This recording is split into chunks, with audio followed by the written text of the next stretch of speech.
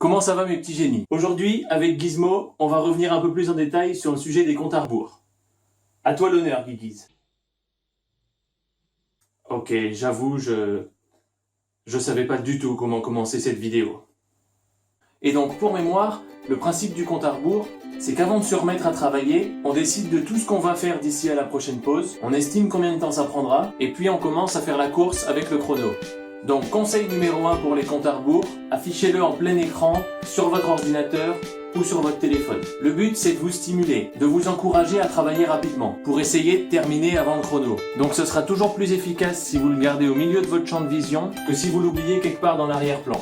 Conseil numéro 2, visez plutôt trop large que trop serré. Instinctivement, on a tous tendance à sous-estimer le temps qu'il nous faut pour faire notre boulot. Le problème, c'est qu'un chrono clairement irréalisable ne vous stimulera pas. Et en plus de ça, vous serez frustré de ne pas arriver à atteindre votre objectif. Alors qu'à l'inverse, vous serez quand même motivé par un chrono un poil trop large, et puis vous serez content de terminer en avance. Pour contrer cette tendance à sous-estimer, multipliez vos estimations par 1,5 les premières fois, puis adaptez-les avec l'expérience, une fois que vous aurez l'habitude de vous servir de cette technique.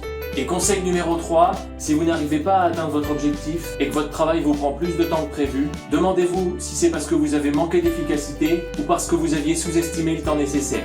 Cette question est hyper importante, parce que les adaptations à faire derrière sont pas du tout les mêmes. Si vous aviez fait de votre mieux, mais que vous aviez sous-estimé le temps nécessaire, et ça continue de m'arriver, même après plusieurs années d'utilisation, comprenez simplement où est-ce que vous aviez vu trop juste, et si c'était évitable, comment ne pas refaire la même erreur la prochaine fois. Si par contre vous vous êtes planté parce que vous avez pensé à autre chose, que vous avez été distrait, ou que vous avez manqué d'efficacité, trouvez un moyen d'éviter que ça se reproduise, en adaptant votre environnement, votre mode de vie ou votre manière de travailler. C'était mes 3 conseils pour optimiser l'utilisation des comptes à rebours. Vous pouvez les retenir facilement grâce à l'acronyme PLS, P pour plein écran, L pour estimation large et S pour sous-estimation versus sous-efficacité. C'est tout pour aujourd'hui. Vous aurez peut-être quelques difficultés au début, mais une fois que vous saurez vous y prendre, ça deviendra hyper facile et plus rien ne vous empêchera d'atteindre vos objectifs.